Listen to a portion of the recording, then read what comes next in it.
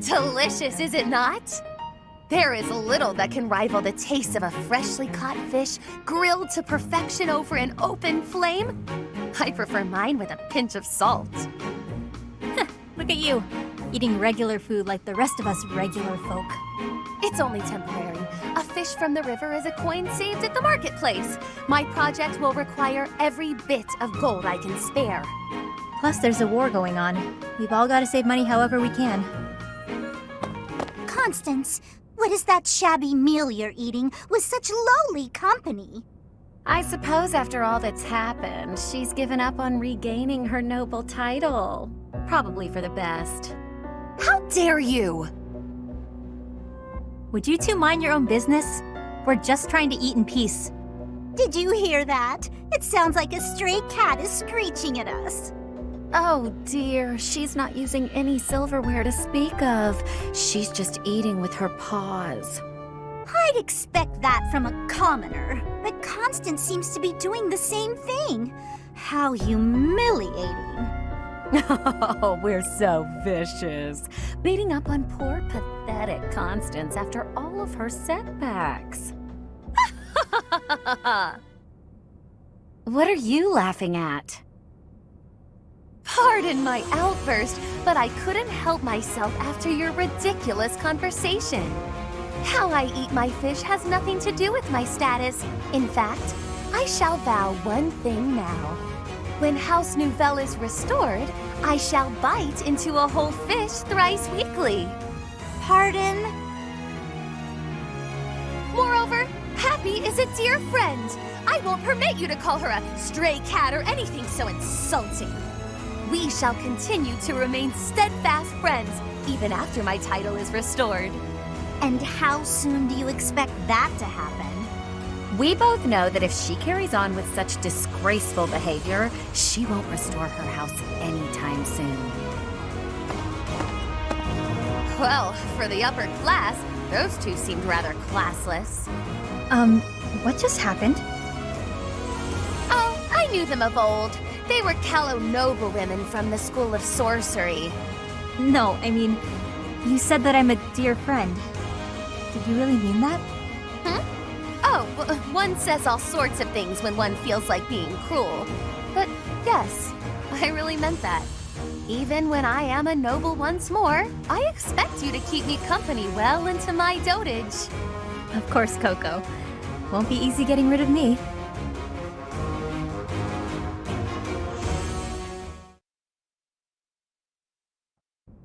Ugh, this path isn't the right way either. Why do epic quests always involve a lot of legwork? Well, Abyss is a big place. Maybe it's time to start on your next epic quest. Giving up and going home. People are dying up there after all.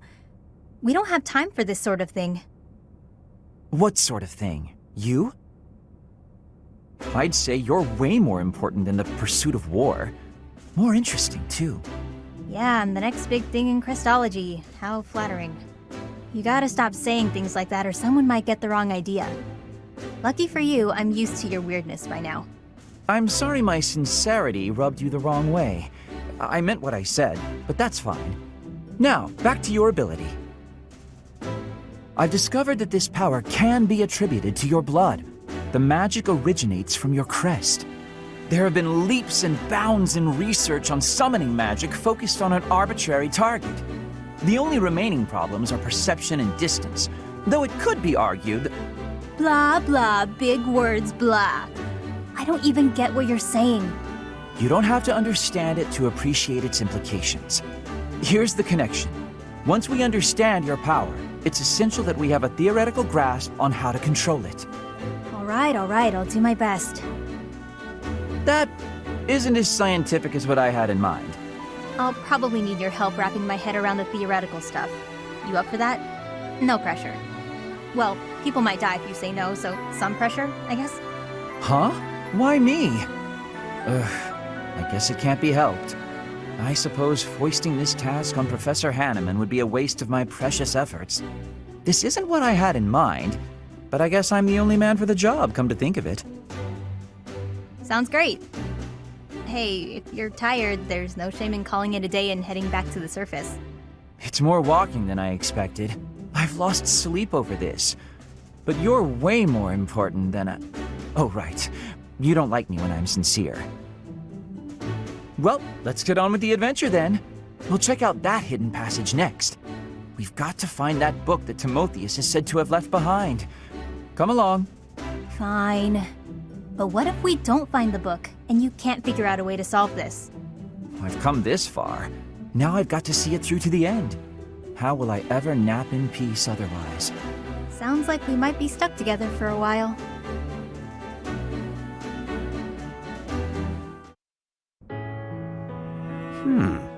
What an interesting way of looking at life.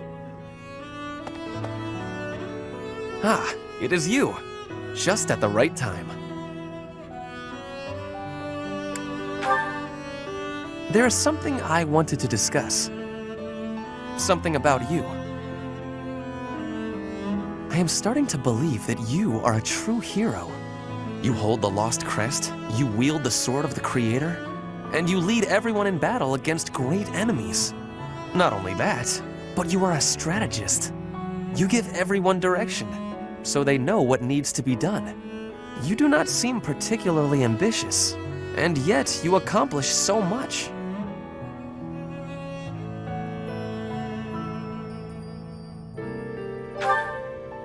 I am not exaggerating. Everything I said is true. I have been reading about the history of Faerghus, you know. The kingdom's founder, Lugh, the king of lions, had 2 advisors. One of them was Pan, the undesiring strategist. According to historical records, Pan wanted nothing for himself. He devoted himself entirely to Lugh. He had tremendous power, but he never seemed concerned about his legacy. So in the old chronicles, there is hardly any mention of Pan's deeds. All that we know is that he helped Lugh, his friend and leader.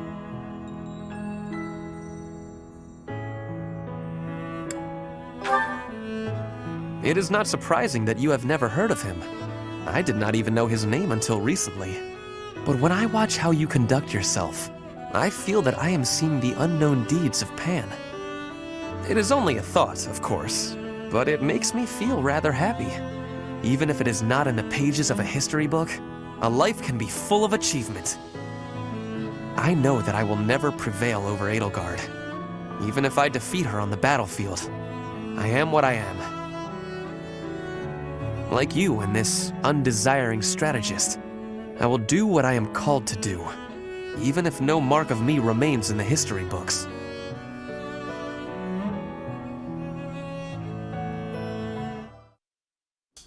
Do you have a minute, Professor?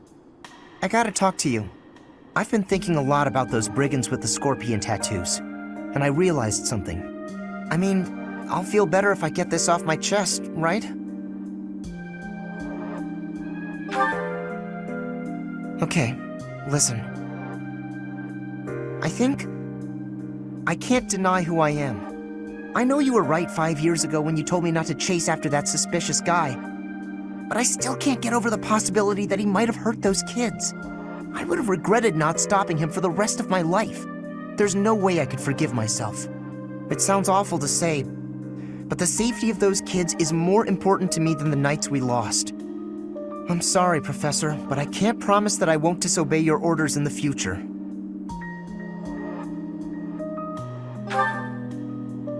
I know, it's too big a risk to keep me around. I won't cause a fuss. I'll just pack my bags and... Wait, what? I guess so. You're really okay with me sticking around? Even if I might not always follow orders? People could get hurt if you let me keep doing things my way. Just like that? I almost can't believe it. I really struggled to come to this decision, you know? I want to stand by your side, but I won't stop standing up for what I believe in. I know I might cause trouble for everyone, but I just, I give up. I've got nothing else to say. I should have just kept my mouth shut. Yeah, I know. Thanks, Professor. Thanks for accepting me for who I am. I'm glad I get to keep fighting by your side.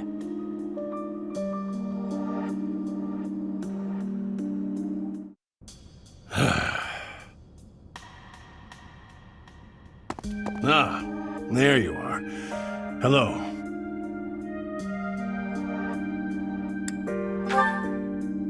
Oh, yes.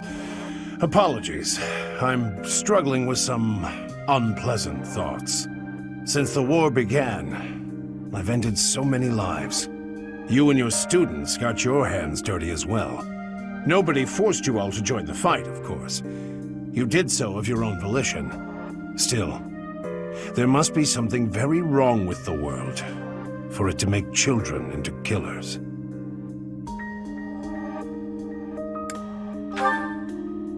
That's true enough. We've all gotten older. Ah, listen to me. I'm sorry for being so glum.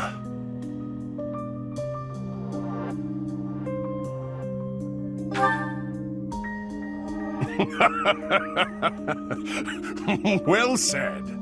In truth, I don't think any expression will improve my looks. I'm a brute, no matter what face I pull. Ah, you really are just like Gerald. When I was down in the dumps, he'd cheer me up with a playful quip. He gave me his library of jokes, but when I tell one of them, nobody laughs at the punchline. They laugh at me. You, on the other hand, well, you inherited the old man's comic talents. I'm feeling pretty perky now, all thanks to you. I can't stop this war by feeling gloomy about it. Onward, to a brighter future. To tell you the truth, that was another line I picked up from Gerald. He taught me everything about life. He was more important to me than anyone in the world. Apart from you, perhaps.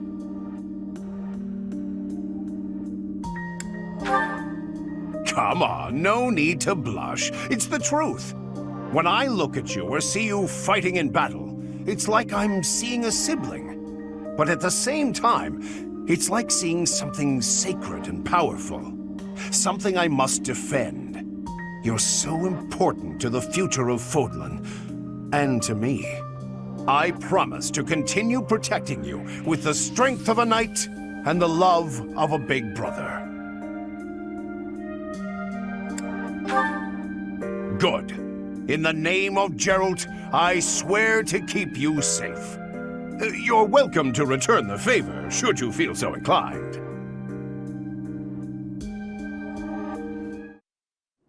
It's been 10 years. Can I move on yet? Never mind. I know what you'd say.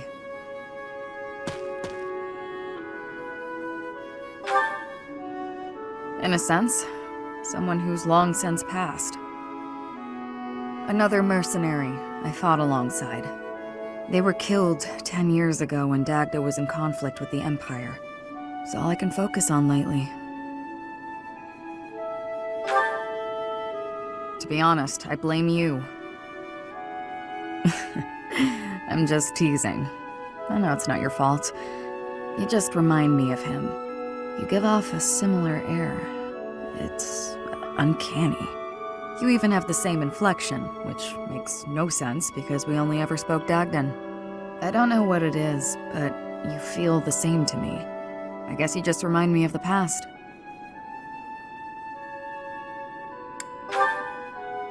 That's fair. It's not your fault. It's my fault for getting caught up in memories. Still, you always remember your first love, right? That's enough of that. There are more relevant topics to discuss. There's no point in dwelling on the past. Let's talk about the future. Your next move seems apparent. But who knows where I'll end up? Though I may have done enough traveling for one lifetime, I like the idea of having a permanent home. And after all my time here, I've grown quite fond of Fodlan.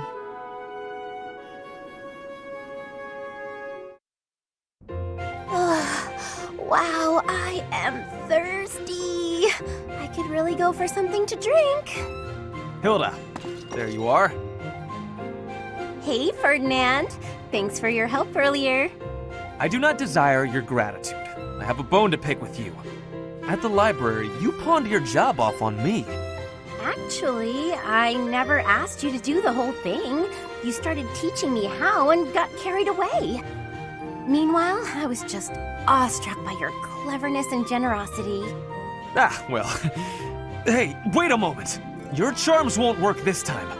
You were just using me. Oh, that hurts my feelings. I really was awestruck. If I had to arrange all the library supplies on my own, I'd have been there past nightfall. With a steady pace, you would have finished by twilight at the latest. Oh no, I'm not competent enough, honestly. I don't even know how to make a cup of tea. You're quite a defeatist, Hilda. Hold a moment. Did you just say you cannot make tea? That's right. I can't touch things that get hot. I'm always scared of getting burned. Trust me, it is not difficult. You just need to be cautious as you are pouring. I can teach you. Really? Great! Please teach me, Ferdinand. This is a crucial skill for nobles, Hilda. If nothing else, you must learn the art of tea brewing. Look here. You bring the water to a boil, and you put the leaves in here. All right, that should be enough time steeping. Now we can drain the water, pour the tea, and enjoy. That took longer than I expected. Well, thanks. Bottoms up. You may have to steep it for more time or less, depending on the leaves. From now on, you can... That really hit the spot. Thanks. I'm a slow learner, so I hope you'll teach me again sometime. She fooled me again. That was the last time. I swear it.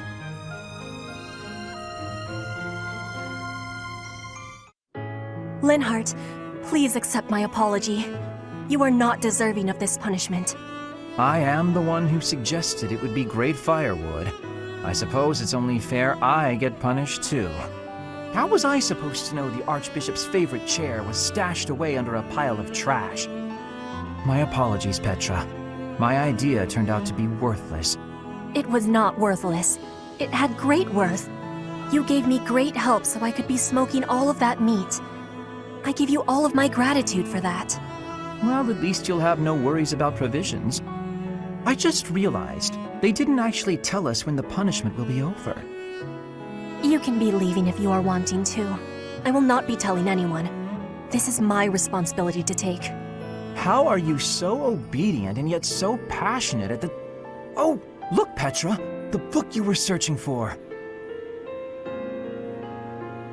The Complete Guide to Fodlan's Wildlife! I have so much happiness! You are full of amazement. Well, books are my field of expertise. Still, what a stroke of luck. Linhardt, can I be asking you something? What's that? You are no longer saying I am bothering you. Instead, you are helping me with my requests. What is the reasoning? Why am I not bothering you now? Interesting observation. I wonder why that is. You always ask me so earnestly. You seem to throw your entire being into all that you do. I guess I rather like it, working as hard as you do. On occasion, that is. You are liking the hard work? Yes. You inspire me to be, well, something that is not normally me. If you are liking it, then I will keep working hard. With your wisdom, I can be working even harder than before. That means I will be needing your wisdom from now onward. With my strength and your wisdom, there is nothing we can't be doing. I think you may be right. Your strength and my wisdom, that sounds like a wonderful combination.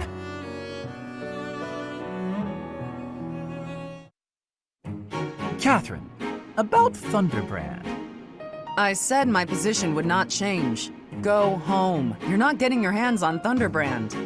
I was not asking to, so stop being so overprotective. I have a different request today.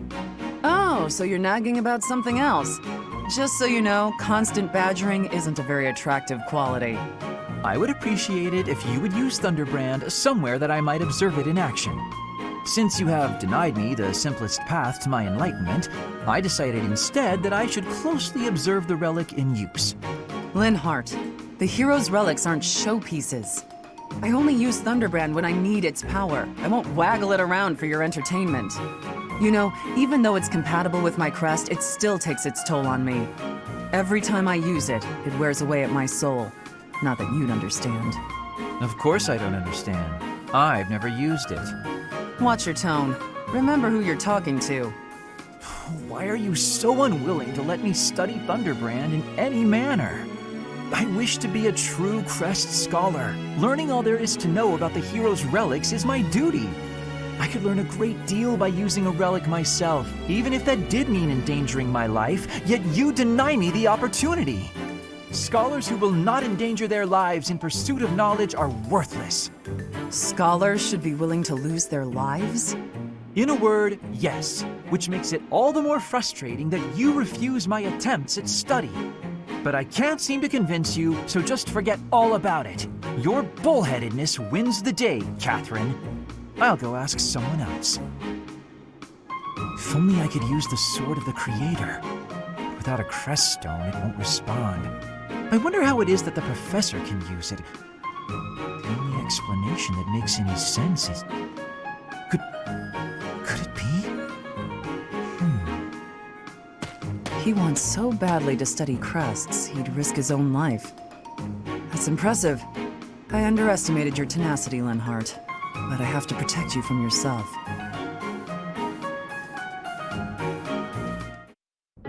Hey, Caspar. Can I ask you something? Well, hey there, Annette. What's on your mind? Is there anything you pay particular attention to on the battlefield? Stuff you make sure not to mess up? I don't want to make any major mistakes again. So I've been thinking about how I can improve. But it's trickier than I thought. I was hoping you could give me some direction. Nothing I can think of. Sometimes you just gotta mess up. Really? Nothing at all? Nah, no matter how much you prepare, you're always gonna make mistakes. All you can do is quit worrying and try your best. I guess that does sound like something you'd say. But I'm not sure how much use it is to me. That's too bad. It's a great way to live. You worry about messing up, and all that worry makes you nervous, right? So being nervous on the battlefield is the reason you make mistakes you'd never make in training. Well, yes. People's lives are on the line. If I mess up, they might actually die. When I think that my failures might put everyone in danger, You gotta quit doubting yourself. It's not helping. You're obsessing about failures that haven't even happened. What's the point in that? Sometimes you're gonna mess up no matter how hard you train. That's life. So what you're saying is, I should stop being afraid of failure and just try my hardest on the battlefield, like I do in training. Was I not clear on that? You just gotta deal with your mistakes when you make them. That really is just like you, Caspar. I'm starting to feel stupid for worrying so much. You're so strong and confident. I really like that about you. Aw, thanks, Annette. I think you're great too. Okay, I'm gonna try following your example from now on. It's time I stopped moping around here and put everything I've got into training. Right, Caspar? That's the spirit. Let's get out there and train. I'll race you to the stables. Yeah!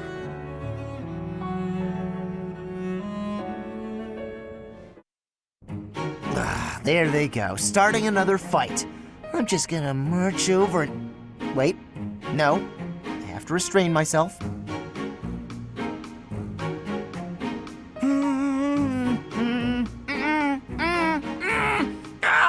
I can't do it! Hurry! You! Stop right there! Poor Caspar. He can't stop himself.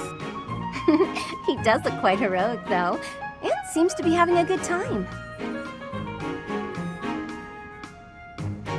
Ha! That takes care of that. Oh no. Were you watching just now? Oh, me? Watching what? The fight that just happened? The fight that I definitely didn't start. I've been trying to restrain myself like you said, and I've been so good about it too.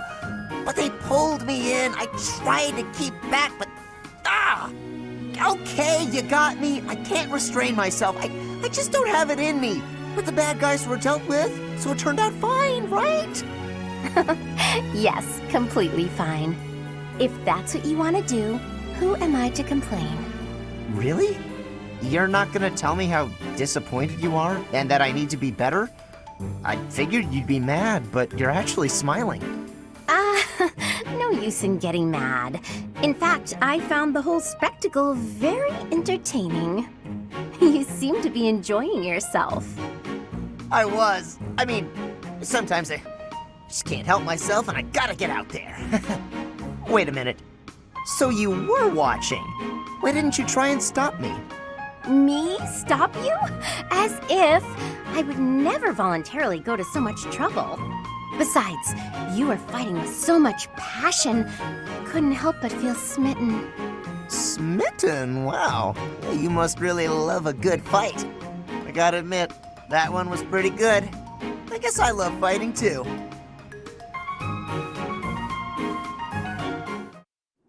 Hey, Caspar. You look more troubled than usual.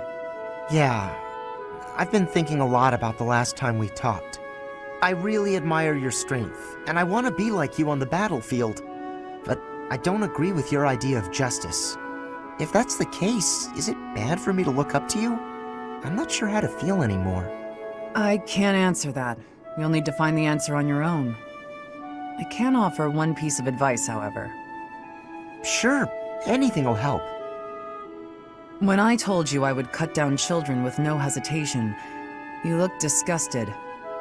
I take it that's the part you're struggling to accept? Pretty much.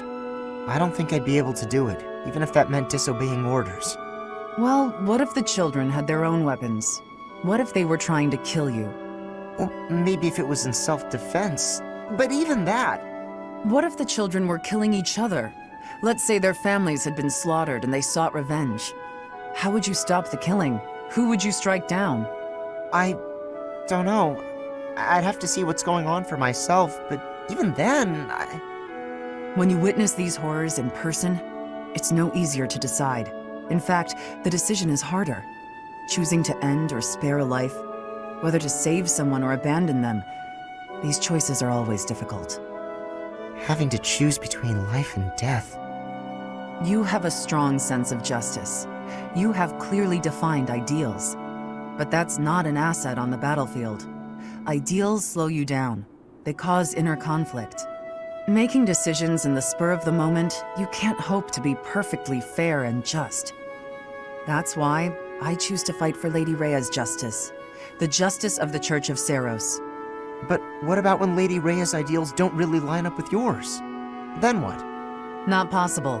Lady Rhea's ideals are my ideals.